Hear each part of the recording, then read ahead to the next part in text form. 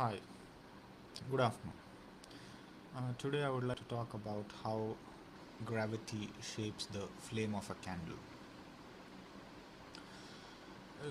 Firstly, let us think about the flame of a candle. Initially, you would burn a matchstick, get it near the wick of the candle, and then the wick heats up, and then the wax, the solid wax, the paraffin wax, also heats up.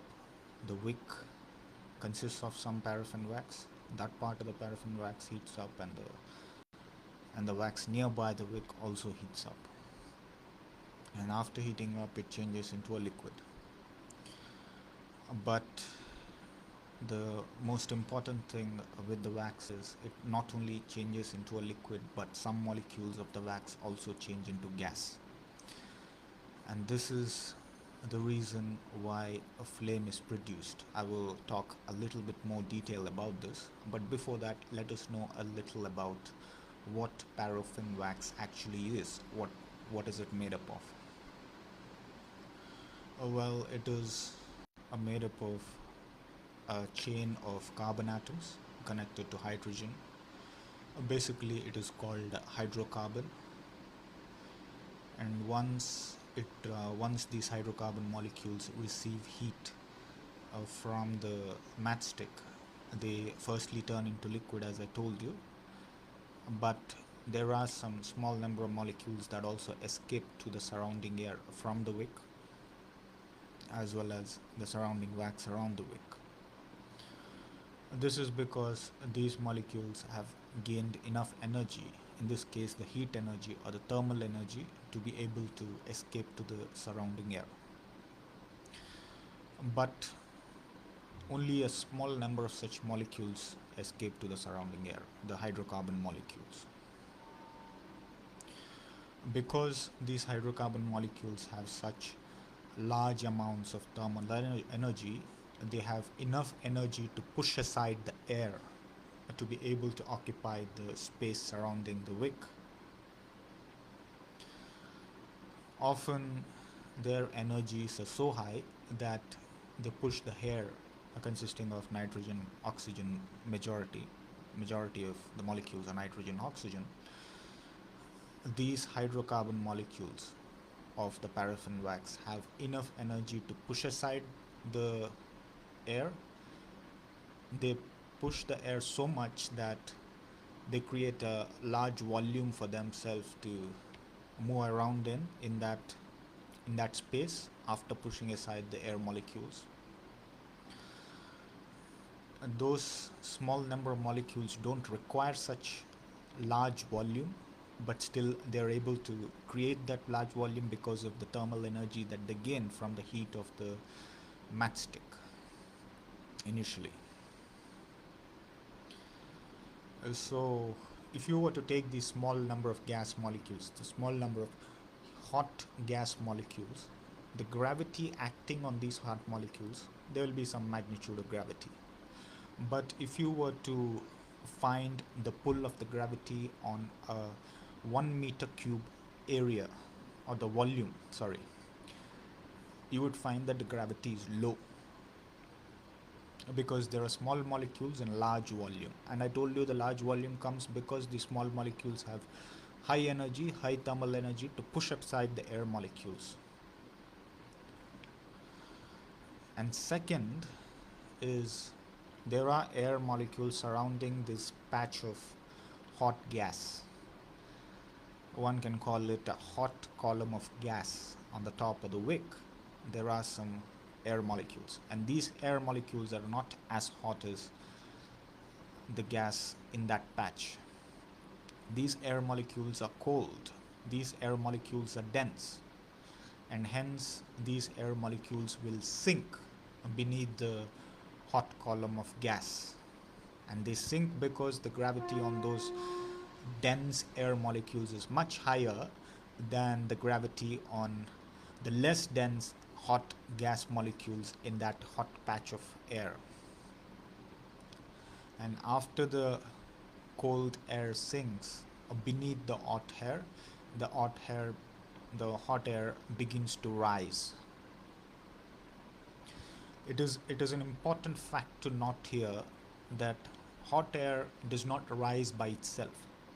It is because the cold air is pushing it up that it rises. So sometimes there's a tendency to think that hot air rises on its own, but it's because of the push of the cold air beneath it that it's slithered beneath the hot air.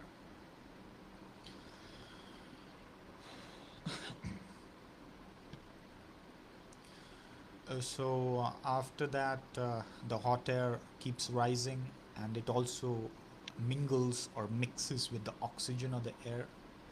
And here is the fun part. The fun part is the hydrocarbon molecules of paraffin wax, which have turned themselves into gas, they're so hot that they begin to break apart. There are carbon atoms that are formed, there are hydrogen atoms that are formed, and these carbon and hydrogen atoms, as they move up, as they rise, the oxygen reacts with the hydrogen atoms to form water vapor, and oxygen also reacts with carbon to form carbon dioxide. But still, there are some molecules that have been left out with the oxygen not reacting with them, and these molecules are unburnt carbon atoms, and these unburnt carbon atoms altogether are called is together as a group are called is called soot. So essentially what I told you so far regarding the oxygen atom is the oxygen atom reacts completely with hydrogen and carbon to form water vapor and carbon dioxide, but when it does not react, there is still heat and it's able to burn the carbon atoms, but it's not able to burn completely. When oxygen atom does not react, the leftover carbon atoms are called soot, is called as a whole is called soot. And the most important part of a flame of a candle comes because of this soot.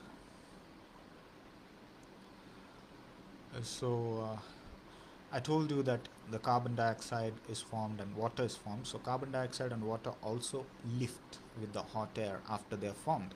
Firstly, the carbon and the hydrogen atoms, which are broken down from the hot gases of the paraffin wax, react with oxygen as they rise, and after reacting with oxygen, products are formed. Carbon and water vapor form, and they keep rising in the hot column of air. Along with them, there is the soot, the unburnt carbon atoms which arise. And the column of air is hot, and because it is hot, the soot burns. Let me tell you one thing here. When oxygen initially reacts with carbon and hydrogen atoms, it is also there is also a lot of heat while the reaction happens, and because of that heat, the electrons in the oxygen reach a higher energy state, and they would not like to stay in that energy state, and they would come back to their normal state. In the process, leave the blue light of the visible region, and that's the reason why you get to see that small region of blue air at the bottom of a candle flame. You're actually seeing the oxygen is being heated. When oxygen reacts with hydrogen and carbon, heat is produced, more heat is produced, more light is produced, and that light is also the blue light. Now, blue light is not so useful as a source of light. It is the yellow light that is useful. Where is that coming from? That is coming from the soot. When the soot is rising, when the unburnt carbon particles are rising, the electrons in the carbon particles, they also reach a higher energy state and immediately get back to their original energy state. And the energy, the light energy that they leave, or the electromagnetic radiation that they leave, is in the visible region, but the most dominant part of the electromagnetic radiation in the visible region that is visible to us is yellow. So the factors, visible light, the soot particles leave out visible light after they gain energy in the form of heat, after they get thermally excited. And it is only because the yellow light out of that visible part, which is able to be dominant, that we are able to see mostly yellow color of the flame of a candle. Then and you can also observe, so finally you get that flame. So in effect what is happening is, it is the byproduct of a reaction of hydrogen and carbon with oxygen that is ultimately getting heated up to produce the useful part of the candle, that flame. It is not the products of hydrogen and products of reaction of oxygen and with hydrogen and carbon that is the useful part. That part only provides you the blue light. The blue light is not that useful as a source of light, isn't it? That is the most important point I wanted to highlight. And the second point is, I've told you that there is cold air that is sinking beneath the hot air. So there is a generation of this cycle of cold air continuously sinking beneath the hot air. The cold air is getting heated up while it's beneath the hot air, and it's ensuring that the hot column of air is sustained for a long period of time. And this cycle keeps happening until and unless the wax stops, or no, the wax is consumed completely, or the heat that is provided to the wax is eliminated. So let me explain this a little bit more. So when the cold air is near the wick and is being heated up and providing some more hot column, or sustaining the hot column of air above it, the heat that is produced after the reaction of oxygen with hydrogen and carbon atoms, which are the broken parts of the gas or the paraffin wax, after the oxygen reacts with hydrogen and carbon, there is heat that is produced, and this heat is radiated back to the solid wax. It is radiated back to the wax that is stuck to the wick, as well as to the region surrounding the wick. And it is this heat that is able to further heat the solid wax and change it into liquid and ultimately to gas, and keep sustaining the heat required for the cold air that is sinking beneath the already existing hot air.